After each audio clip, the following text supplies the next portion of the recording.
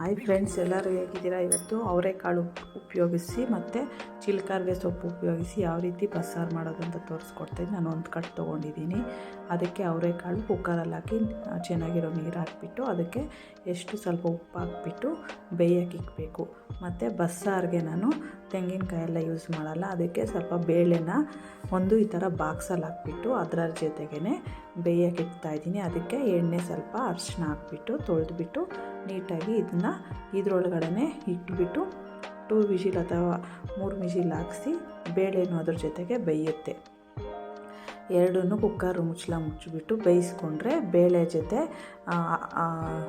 ಅವರೆಕಾಳು ಬೇಯುತ್ತೆ. ಅದಕ್ಕೆ ನಾನು ಈ ಥರ ಮಾಡ್ತಾಯಿದ್ದೀನಿ. ಬಸ್ಸಾರಿಗೆ ಚೆನ್ನಾಗಿ ತೊಳೆದ್ಬಿಟ್ಟು ನೀಟಾಗಿ ಸಿಪ್ಪೆ ಬಿಡಿಸಿರೋ ಈರುಳ್ಳಿ ಹಂಗಂಗೆ ಹಾಕ್ತಾಯಿದ್ದೀನಿ ಫ್ರೆಂಡ್ಸ್. ಅದನ್ನು ರುಬ್ಬಕ್ಕೆ ತೊಗೊಳಕ್ಕೆ ಈ ಥರ ಲಿಡ್ ಕ್ಲೋಸ್ ಮಾಡಿಬಿಟ್ಟು ನೆಕ್ಸ್ಟು ಇದನ್ನು ಮುಚ್ಚಿಬಿಟ್ಟು 3 ವಿಜಿಲ್ ಆ ಥರ ಮಾಡಿಸಿ ಬೇಯೋ ತನಕ ವಿಜಿಲ್ ಮಾಡಿಸ್ಕೊಳ್ಳಿ. ಈಗ ಈ ಸೊಪ್ಪನ್ನ ಚೆನ್ನಾಗಿ ತೊಳೆದುಬಿಟ್ಟು ಸಣ್ಣದಾಗಿ ಹಚ್ಚಿಟ್ಕೊಂಡು ರೆಡಿ ಮಾಡ್ಕೊಳ್ಳಿ. ನೋಡಿ, ಇದು ಬೆಂದಿದೆ, ಬೇಳೆನೂ ಬೆಂದಿದೆ ನೋಡಿ. ಅದ್ರ ಜೊತೆಗೆ ನಾನು ಬೆಂದಿರೋ ಈರುಳ್ಳಿ ಮಿಕ್ಸಿ ಜಾರಲ್ಲಿ ಹಾಕಿದ್ದೀನಿ. ಅದಕ್ಕೆ ಹುಣಸೆ ಹಣ್ಣು ಬೇಕಲ್ವ ಬಸ್ಸಾರಿಗೆ, ಅದಕ್ಕೆ ನೋಡಿಕೊಂಡು ಇದೇ ನೀರಲ್ಲೇ ಹಾಕ್ಕೊಳ್ಳಿ. ಎಷ್ಟು ನೀರು ಬೇಕೋ ನೋಡಿಕೊಂಡು ಇದೇ ನೀರೇ ಬಿಸಿ ನೀರು ಹಾಕಿ ಕಾಳು ಬೆಂದಿರೋದು ನೀರು ಹಾಕ್ಬಿಟ್ಟು ಅದನ್ನು ಸೈಡಲ್ಲಿ ಇಟ್ಬಿಟ್ಟು ನೋಡಿ ಬೇಳೆನೂ ರುಬ್ಬಕ್ಕೆ ಹಾಕ್ಕೊತಾ ಇದ್ದೀನಿ ಮಿಕ್ಸಿ ಜಾರ್ಗೆ. ಆ ಈರುಳ್ಳಿನೂ ಮತ್ತು ಬೇಳೆ ನಾನು ತೆಂಗಿನಕಾಯಿ ಎಲ್ಲ ಹಾಕಲ್ಲ ಫ್ರೆಂಡ್ಸ್. ತೆಂಗಿನಕಾಯಿ ಹಾಕಿದ್ರೆ ಈ ಥರನೇ ಮಾಡೋದು. ನಾನು ತೆಂಗಿನಕಾಯಿ ಹಾಕ್ಬಿಟ್ಟು ಮಾಡ್ತೀನಿ. ಇದು ಬೇರೆ ಥರ ಬಸ್ಸಾರು ಸೂಪರಾಗಿ ಬರುತ್ತೆ ಈ ಥರ ಮಾಡಿದ್ರೆ. ನೋಡಿ, ನಾನು ಅದೇ ಅವರೆಕಾಳು ಇತ್ತಲ್ಲ ಅದಕ್ಕೇ ಸೊಪ್ಪೆಲ್ಲ ತೊಳೆದ್ಬಿಟ್ಟು ಇದಕ್ಕೆ ಸಣ್ಣದಾಗಿ ಕಟ್ ಮಾಡಿ ಹಾಕಿದ್ದೀನಿ. ನೀರು ಎಷ್ಟು ಬೇಕೋ ಅಷ್ಟು ನೋಡ್ಕೊಂಡು ಹಾಕ್ಕೊಳ್ಳಿ. ಎಕ್ಸ್ಟ್ರಾ ನೀರು ಹಾಕೋದೇನು ಬೇಡ.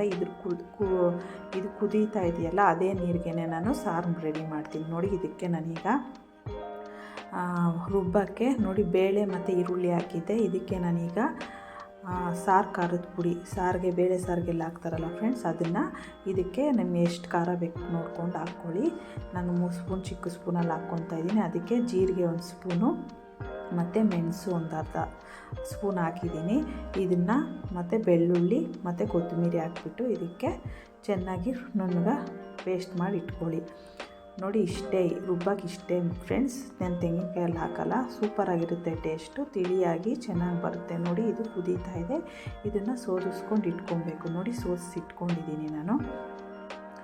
ಈ ಥರ ಮಾಡಿದ್ರೆ ಟೇಸ್ಟ್ ಸೊಪ್ಪು ಹಾಕಿದ್ರೆ ತುಂಬ ಚೆನ್ನಾಗಿ ಬರುತ್ತೆ. ಇದು ಚಿಲ್ಕರ್ವೆ ಸೊಪ್ಪು. ನೋಡಿ, ಹುಣಸೆ ಹಣ್ಣು ನೆಂದಿದೆ. ಇದನ್ನು ಇಸಿಕ್ಬಿಟ್ಟು ರೆಡಿಯಾಗಿ ಇಟ್ಕೊಳ್ಳೋಣ. ನೋಡಿ, ಇದೇ ನೀರಿಗೇ ಬೇರೆ ನೀರು ಎಕ್ಸ್ಟ್ರಾ ಹಾಕೋದು ಬೇಡ. ಚೆನ್ನಾಗಿ ಇಸಿಕ್ಬಿಟ್ಟು ಮಿಕ್ಸ್ ಮಾಡಿ ಇಟ್ಕೊಳ್ಳೋಣ. ನೋಡಿ, ಈಗ ರುಬ್ಬಿರೋ ಮಸಾಲೆ ಎಲ್ಲ ಇದಕ್ಕೆ ಹಾಕ್ಕೊತಾ ಇದ್ದೀನಿ. ಅದೇ ಈರುಳ್ಳಿ, ಬೇಳೆ ಮತ್ತು ಖಾರದ ಪುಡಿ, ಜೀರಿಗೆ, ಮೆಣಸು ಮತ್ತು ಕೊತ್ತಂಬರಿ, ಬೆಳ್ಳುಳ್ಳಿ ಇಷ್ಟನ್ನು ಹಾಕಿದ್ದೀನಿ ಫ್ರೆಂಡ್ಸ್. ತಿಳಿಯಾಗಿರುತ್ತೆ, ಟೇಸ್ಟ್ ಮಾತ್ರ ಸೂಪರಾಗಿರುತ್ತೆ. ಮತ್ತು ಇದಕ್ಕೆ ಉಪ್ಪು ಮತ್ತು ಹುಣಸೆಹಣ್ಣು ಸ್ವಲ್ಪ ಮುಂದೆ ಹಾಕಿದ್ರೆ ಮತ್ತು ಸ್ವಲ್ಪ ಲಾಸ್ಟಲ್ಲಿ ಸ್ವಲ್ಪ ಬೆಲ್ಲನೂ ಆ್ಯಡ್ ಮಾಡಿದ್ರೆ ಟೇಸ್ಟ್ ಮಾತ್ರ ಸೂಪರಾಗಿ ಒಬ್ಬಟ್ಟು ಸಾರು ಥರ ಇರುತ್ತಲ್ಲ, ಹೋಳಿಗೆ ಸಾರು, ಆ ರೀತಿಯೇ ಟೇಸ್ಟ್ ಬರುತ್ತೆ ಫ್ರೆಂಡ್ಸ್. ಮಾಡಿ ನೋಡಿ ನೀವು, ಈ ಥರ ಸೂಪರಾಗಿರುತ್ತೆ. ನೆಕ್ಸ್ಟ್ ನೋಡಿ, ಇದಕ್ಕೆ ಕರ್ಬೇವಿನ ಸೊಪ್ಪು ಹಂಗಂಗೆ ಎಳೆದು ಹಾಕ್ಬಿಟ್ರೆ ಟೇಸ್ಟು ಸೂಪರಾಗಿ ಬರುತ್ತೆ. ನೋಡಿ, ಇವಾಗ ಹುಣಸೆಹಣ್ಣು ಹಾಕ್ತಾಯಿದ್ದೀನಿ. ಹುಣಸೆಹಣ್ಣು ಇಸ್ಕಿರೋದು ಸೋದಿಸ್ಬಿಟ್ಟು ಹಾಕ್ಕೊಳ್ಳಿ.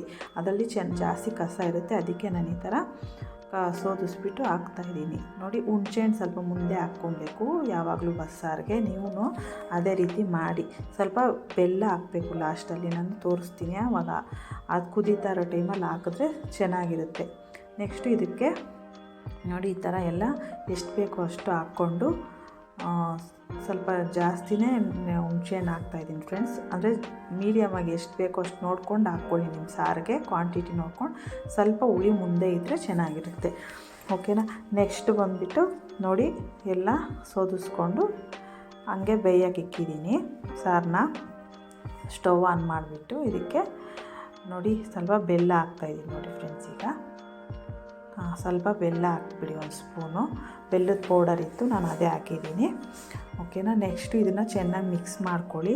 ನೋಡಿ, ಈ ಥರ ತಿಳಿಯಾಗಿರಬೇಕು ಸಾರು. ಗಟ್ಟಿಯಾಗಿ ತೆಂಗಿನಕಾಯಲ್ಲಿ ಹಾಕಿದ್ರೆ ಟೇಸ್ಟ್ ಎಲ್ಲ ಹೋಗ್ಬಿಡುತ್ತೆ. ಈ ಥರ ಚೆನ್ನಾಗಿರುತ್ತೆ ತಿಳಿಯಾಗಿ. ನೋಡಿ, ಒಗ್ಗರಣೆ ಮಾಡ್ಕೊಳ್ಳಿ. ಈಗ ಸ್ಟವ್ ಆನ್ ಮಾಡಿಬಿಟ್ಟು ಎಣ್ಣೆ ಹಾಕಿ ಒಂದು ಪ್ಯಾನ್ ಇಟ್ಬಿಟ್ಟು ಎಣ್ಣೆ ಹಾಕ್ಬಿಟ್ಟು ಅದಕ್ಕೆ ಸಾಸಿವೆ ಕರಿಬೇವು ಹಾಕ್ಬಿಟ್ಟು ಒಗ್ಗರಣೆ ಮಾಡೋದು ಅಷ್ಟೇ.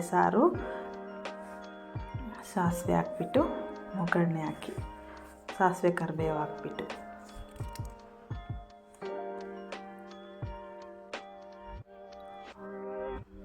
ಒಗ್ಗರಣೆ ಹಾಕ್ಬಿಟ್ಟು ಸ್ವಲ್ಪ ಇಂಗು ಹಾಕ್ತಾಯಿದ್ದೀನಿ ಫ್ರೆಂಡ್ಸ್, ಚೆನ್ನಾಗಿರುತ್ತೆ ಅಂತ. ನೀವು ಬೇಕಾದರೆ ಹಾಕ್ಕೊಳ್ಳಿ, ಇಲ್ಲಾಂದರೆ ಸ್ಕಿಪ್ ಮಾಡಿ. ನೋಡಿ ಈ ಥರ ಹಾಕ್ಬಿಟ್ಟು ಆ ಸಾರಿಗೆ ಮಿಕ್ಸ್ ಮಾಡ್ಕೊಂಬಿಡಿ. ನೆಕ್ಸ್ಟು ಪಲ್ಯ ರೆಡಿ ಮಾಡ್ಕೊಬೇಕು. ನೋಡಿ ಇದಕ್ಕೆ ಒಗ್ಗರಣೆ ಎಲ್ಲ ರೆಡಿ ಹಾಕ್ಕೊಳ್ಳಿ. ಈ ಥರ ಟ್ರೈ ಮಾಡಿ ಫ್ರೆಂಡ್ಸ್, ಟೇಸ್ಟ್ ಸೂಪರಾಗಿ ಬರುತ್ತೆ. ನಾನು ಯಾವಾಗಲೂ ಇದೇ ರೀತಿ ಮಾಡೋದು. ಇದು ನಮ್ಮ ಅತ್ತೆ ಮನೆಯಲ್ಲಿ ಮಾಡ್ತಾರೆ ಆ ರೀತಿ. ನಮ್ಮ ಅಮ್ಮ ಆದರೆ ಸ್ವಲ್ಪ ತೆಂಗಿನಕಾಯಿ, ನಮ್ಮ ಅಮ್ಮನೂ ಬೇರೆ ಥರ ಟೇಸ್ಟ್ ಮಾಡ್ತಾರೆ. ಅದು ಇನ್ನೊಂದ್ಸಲ ತೋರಿಸ್ಕೊಡ್ತೀನಿ. ನೋಡಿ ಈಗ ಸಾರು ಆ ಕಡೆ ಇಟ್ಟಿದ್ಬಿಟ್ಟು ಈ ಕಡೆ ಪಲ್ಯಕ್ಕೆ ರೆಡಿ ಮಾಡ್ಕೊತಾ ಇದ್ದೀನಿ ನಾನು. ಅದೇ ಕುಕ್ಕರಲ್ಲಿ ಈಗ ಎಣ್ಣೆ ಹಾಕಿ, ಎಣ್ಣೆ ಬಿಸಿ ಆದಮೇಲೆ ಸಾಸಿವೆ ಕರಿಬೇವು ಈರುಳ್ಳಿ, ನಾನು ಇದಕ್ಕೆ ಗ್ರೀನ್ ಕಲರ್ ಇರುತ್ತಲ್ಲ ಫ್ರೆಂಡ್ಸ್, ನಾನು ಒಣಗಿದ ಮೆಣಸಿನ್ಕಾಯಿ ಹಾಕ್ಕೊತೀನಿ. ನೀವು ಬೇಕಾದ್ರೆ ಹಸಿಮೆಣ್ಸಿನ್ಕಾಯಿನೂ ಹಾಕ್ಕೊಬೋದು. ಮಕ್ಕಳು ತಿನ್ನೋವಾಗ ಅದು ಗೊತ್ತಾಗೋದಿಲ್ವಲ್ಲ, ಅದಕ್ಕೆ ನಾನು ಇದಕ್ಕೆ ಒಣಗಿದ ಮೆಣಸಿನ್ಕಾಯಿ ಹಾಕಿದ್ರೆ ತೆಗಿಯೋಕ್ಕೆ ಗೊತ್ತಾಗುತ್ತೆ ಅಂದ್ಬಿಟ್ಟು ಒಣಗಿದ ಮೆಣಸಿನ್ಕಾಯಿ ಕರಿಬೇವು ಈರುಳ್ಳಿ ಹಾಕ್ತಾಯಿದ್ದೀನಿ. ಸ್ವಲ್ಪ ಉಪ್ಪು ಹಾಕ್ಬಿಟ್ಟು ಇದು ಚೆನ್ನಾಗಿ ಬೇಯ್ದ ಮೇಲೆ ಒಗ್ಗರಣೆ ಹಾಕೋದು ಫ್ರೆಂಡ್ಸ್, ಮಾಮೂಲಿ ಪಲ್ಯದ ಥರ ಅಷ್ಟೇ. ಇದನ್ನು ನೆಕ್ಸ್ಟು ಚೆನ್ನಾಗಿ ಫ್ರೈ ಮಾಡಿ.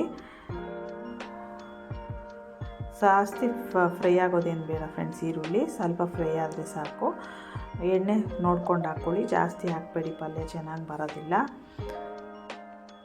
ನೆಕ್ಸ್ಟು ನೋಡಿ ಸ್ವಲ್ಪ ಉಪ್ಪು ಹಾಕ್ಬಿಟ್ಟು ಚೆನ್ನಾಗಿ ಫ್ರೈ ಮಾಡಿಬಿಟ್ಟು ಇದಕ್ಕೆ ಇದು ಮತ್ತು ಅವರೆಕಾಳು ಮತ್ತು ಸೊಪ್ಪುದಿ ಇದೆಯಲ್ಲ ಬುಕ್ಸಿಕ್ಕಿರೋದು, ಅದನ್ನು ಇದಕ್ಕೆ ಹಾಕ್ಬಿಟ್ಟು ಮಿಕ್ಸ್ ಮಾಡೋದು. ಈ ಥರ ನೀವು ಯಾವತ್ತಾದ್ರೂ ಟ್ರೈ ಮಾಡಿಲ್ಲ ಅಂದರೆ ಈ ಥರ ಟ್ರೈ ಮಾಡಿ, ಟೇಸ್ಟ್ ಮಾತ್ರ ಸೂಪರಾಗಿರುತ್ತೆ. ನೋಡಿ ಈ ಥರ ಚೆನ್ನಾಗಿ ಮಿಕ್ಸ್ ಮಾಡಿದ್ರೆ ಅದು ರೆಡಿ ಆಗುತ್ತೆ ಫ್ರೆಂಡ್ಸ್. 1-2 ನಿಮಿಷ ಸ್ಟೋವು ಆಫ್ ಮಾಡಿಬಿಡಿ, ಓಕೆನಾ. ಇದು ನೋಡಿ ಬೇಕಾದ್ರೆ ತೆಂಗಿನ ತುರಿ ನೀವು ಹಾಕ್ಕೊಬೋದು, ನಾನು ಹಾಕಿಲ್ಲ. ನೀವು ತೆಂಗಿನ ತುರಿ ಹಾಕ್ಕೊಂಡ್ರೆ ಇನ್ನೂ ಚೆನ್ನಾಗಿ ಬರುತ್ತೆ,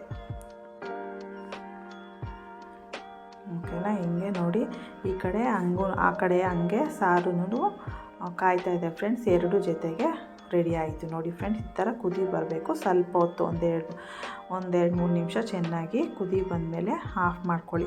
ಸಾರು ತುಂಬ ಚೆನ್ನಾಗಿರುತ್ತೆ ಟೇಸ್ಟು. ಈ ಥರ ಟ್ರೈ ಮಾಡಿ ನೋಡಿ. ಪಲ್ಯನೂ ರೆಡಿ ಆಯಿತು, ಸಾರೂ ರೆಡಿ ಆಯಿತು.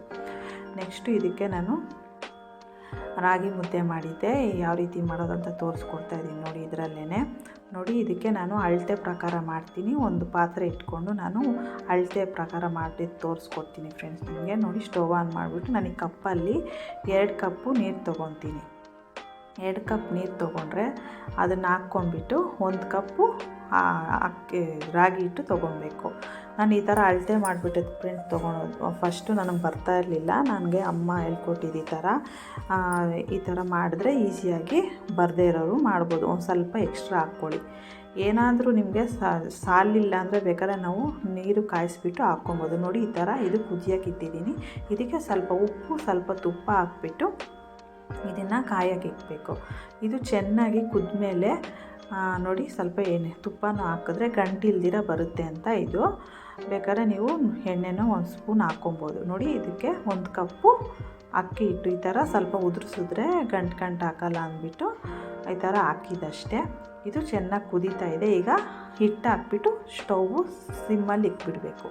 ಸಿಮ್ಮಲ್ಲಿ ಇಟ್ಬಿಟ್ಟು ಕರೆಕ್ಟಾಗಿ ಟೈಮ್ ನೋಡ್ಕೊಂಡು, ನಾನು ಟೈಮ್ ನೋಡ್ಕೊಂಡೇ ಮಾಡ್ತೀನಿ ಫ್ರೆಂಡ್ಸ್. ಕರೆಕ್ಟಾಗಿ 15 ನಿಮಿಷ ಇದು ಚೆನ್ನಾಗಿ ಬೇಯೋಕ್ಕೆ ಸಣ್ಣ ಉರಿನಲ್ಲಿ ಬಿಟ್ಟುಬಿಡಬೇಕು. ನಾನು ಇದರಲ್ಲೇ ಮಾಡೋದು ಫ್ರೆಂಡ್ಸ್, ನನ್ನ ಹತ್ರ ಏನು ರಾಗಿ ಮುದ್ದೆ ಮಾಡೋದೇನು ಇದಿಲ್ಲ, ಇದರಲ್ಲೇ ಮಾಡ್ತೀನಿ. ಕರೆಕ್ಟಾಗಿ 15 ನಿಮಿಷ ಟೈಮ್ ನೋಡಿಕೊಂಡು, ಇಲ್ಲಾಂದರೆ 10 ನಿಮಿಷ ಮೇಲಾಗಬೇಕು. ಕರೆಕ್ಟಾಗಿ ಬೆಂದಿರುತ್ತೆ ಇದು. ನೋಡಿ ಚೆನ್ನಾಗಿ ಈ ಥರ ಕೈಯಲ್ಲೇ ಮಾಡಿಬಿಡ್ತೀನಿ, ಕುತ್ಕೊಂಡೆಲ್ಲ ಏನೂ ಮಾಡಲ್ಲ. ನೋಡಿ ಈ ಥರ ಚೆನ್ನಾಗಿ ತಿರುಗಿಸಿದ್ರೆ 1 ಗಂಟಿರಲ್ಲ ಫ್ರೆಂಡ್ಸ್. ನೀವು ಈ ಥರ ಟ್ರೈ ಮಾಡಿ, ಸೂಪರಾಗಿ ಬರುತ್ತೆ ರಾಗಿ ಮುದ್ದೆ. ಬಸ್ಸಾರಿಗೆ ರಾಗಿ ಮುದ್ದೆಗೆ ಕಾಂಬಿನೇಷನ್ ಸೂಪರಾಗಿರುತ್ತೆ. ನೀವು ಈ ಥರ ಟ್ರೈ ಮಾಡಿ, ಓಕೆನಾ. ನೆಕ್ಸ್ಟ್ ನೋಡಿ ಫ್ರೆಂಡ್ಸ್, ಇದು ರಾಗಿ ಮುದ್ದೆ ಈ ಥರ ಚೆನ್ನಾಗಿ ಇದರಲ್ಲೇ ಚೆನ್ನಾಗಿ ನೋಡಿ ತಳ ಏನೂ ಹಿಡಿಯಲ್ಲ. ನಾನು ಸ್ಟೀಲ್ ಪಾತ್ರೆನಲ್ಲೇ ಮಾಡಿದ್ದೀನಿ. ನಾನು ದಪ್ಪ ಪಾತ್ರೆ ಇಟ್ಟೋದು ಆ ಥರ ಎಲ್ಲ ಏನು ಮಾಡಲ್ಲ. ಇದಕ್ಕೇನು ಅಂಟ್ಕೊಳಲ್ಲ. ನೀವು ಈ ಥರ ಮಾಡಿ ನೋಡಿ. ತುಪ್ಪ ಎಲ್ಲ ಹಾಕ್ತೀವಲ್ಲ ಸ್ವಲ್ಪನೂ ಅದಕ್ಕೆ ಅಂಟ್ಕೊಳೋದಿಲ್ಲ. ಈ ಥರ ಮಾಡಿ ನೋಡಿ. ಈ ಥರ ಗಂಟಿಲ್ದಿರ ಚೆನ್ನಾಗಿ ಮಿಕ್ಸ್ ಮಾಡಿಕೊಂಡು, ಏನಾನ ನಿಮಗೆ ನೀರು ಕಮ್ಮಿ ಆದರೆ ಸ್ವಲ್ಪ ಬಿಸಿ ಮಾಡಿ ಹಾಕ್ಕೊಬೋದು.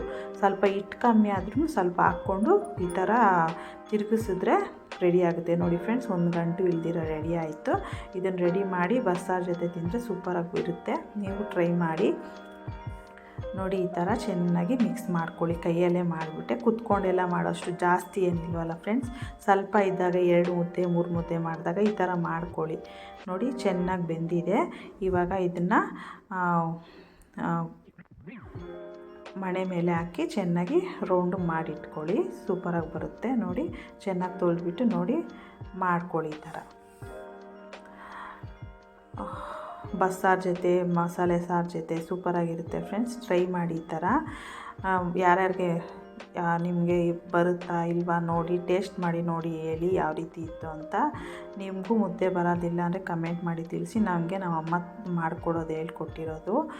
ನೋಡಿ ಈ ಥರ ರೌಂಡು ಮಾಡಿದ್ರೆ ಆಯಿತು. ಚೆನ್ನಾಗಿ ನಾದ್ತಾರೆ. ನಾನೇನು ನಾದಲ್ಲ. ಆಲ್ರೆಡಿ ನಾನು ಚೆನ್ನಾಗಿ ಮಾಡಿರೋದ್ರೆ ನಾದಲ್ಲ ಫ್ರೆಂಡ್ಸ್ ಜಾಸ್ತಿ. ಒಬ್ಬೊಬ್ಬರು ಎಲ್ಲ ಚೆನ್ನಾಗಿ ನಾದ್ಬಿಟ್ಟು ಮಾಡ್ತಾರೆ. ನಾನು ಆ ಥರ ಎಲ್ಲ ಏನು ಮಾಡಲ್ಲ. ಈ ಥರ ನೋಡಿ ಫ್ರೆಂಡ್ಸ್, ಈ ಥರ ರೆಡಿಯಾಗಿದೆ. ಸೂಪರಾಗಿ ಬಂದಿತ್ತು. ನೀವು ಟ್ರೈ ಮಾಡಿ. ನನ್ನ ಚಾನಲ್ನ ಸಬ್ಸ್ಕ್ರೈಬ್ ಮಾಡ್ಕೊಳ್ಳಿ, ಲೈಕ್ ಮಾಡಿ, ಶೇರ್ ಮಾಡಿ ಫ್ರೆಂಡ್ಸ್. ಸಪೋರ್ಟ್ ಮಾಡಿ ಫ್ರೆಂಡ್ಸ್. ನೋಡಿ ಈ ಥರ ಒಂದು ಸ್ವಲ್ಪನೂ ಈ ನೋಡಿ ಅಂಟ್ಕೊಂಡಿಲ್ಲ. ನೀಟಾಗಿ ಬಂದುಬಿಡುತ್ತೆ ತಪ್ಪಲೆನಲ್ಲಿ. ನೋಡಿ ಫ್ರೆಂಡ್ಸ್, ಒಂಚೂರು ಮಾಡೋಗಿರೋದು ಏನೂ ಆಗಿಲ್ಲ. ಚೆನ್ನಾಗಿದೆ, ಚೆನ್ನಾಗಿ ಬರುತ್ತೆ. ಸ್ಟೀಲ್ ಪಾತ್ರೆನಲ್ಲಾದರೂ ಮಾಡಿ, ನೀವು ದಪ್ಪ ಪಾತ್ರೆ ಇಟ್ಕೊಂಡು ಮಾಡಿದ್ರು ಇನ್ನೂ ಒಳ್ಳೆಯದು. ಚೆನ್ನಾಗಿ ಬರುತ್ತೆ. ಒಂದ್ಸಲಿ ಟ್ರೈ ಮಾಡಿ ಹೇಗಿತ್ತು ಅಂತ ತಿಳಿಸಿ friends. Thank you for watching. ಬಸ್ಸಾರು ಜೊತೆಗೆ ಒಂದ್ಸಲಿ ಈ ಥರ ಟ್ರೈ ಮಾಡಿ. ಸೂಪರಾಗಿರುತ್ತೆ. Thank you for watching.